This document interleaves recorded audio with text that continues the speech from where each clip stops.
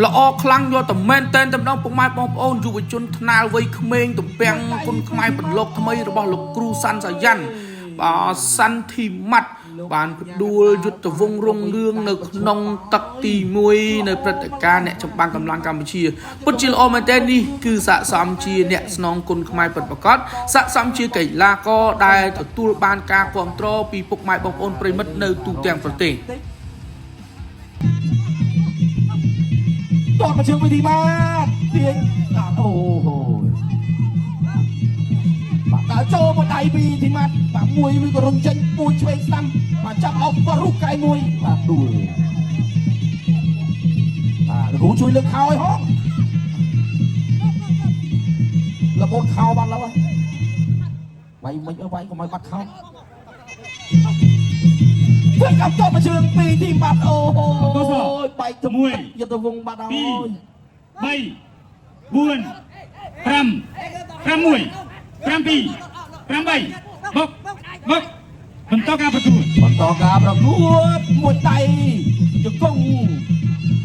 មួយដៃពីរដៃបាទយុទ្ធវងកំស៊ីខ្ញុំសងចាប់ដៃទៅវិញចាប់អោបបែកជង្គង់មួយជង្គង់ទីម៉ាត់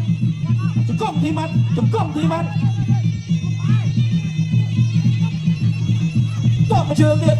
អោបបោះជង្គង់ត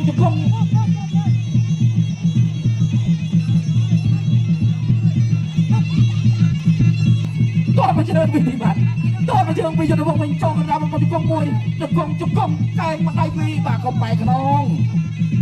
ចូលតបពីទីបាត់តបពីយុទ្ធវងតបមកជើងទៀតជង្គង់កុំបែកខ្នងបាទមួយដៃអូយល្អមែនទីបាត់បាទចូលអោបបញ្ជួយតាមដៃបាទមិនឲ្យមកដៃកន្លែងនេះតបមកជើងពីទីបាត់បាទតបមកជើងទៀតសងពីយុទ្ធវងដែរបាទដួលទៀតអូយយុទ្ធវងថ្ងៃនេះធ្វើការរៀងធ្ងន់តិចហើយបាទយុទ្ធវងរុងរឿងដួលទៀត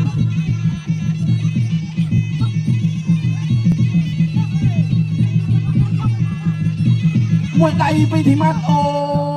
យលោកអញ្ញាកណ្ដាលបានក៏វិដៃប្រឈប់ហើយ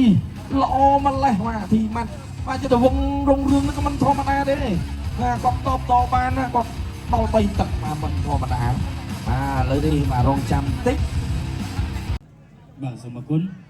ទីជំនះបានទៅលើកីឡាករបង្គោលក្រហមសាន់ធីម៉ាត់ដែលផ្ដួលបង្គោលខៀវឲ្យបោះបង់ការប្រកួតនៅក្នុងទឹកទី3អបអរសាទរសាន់ធីម៉ាត់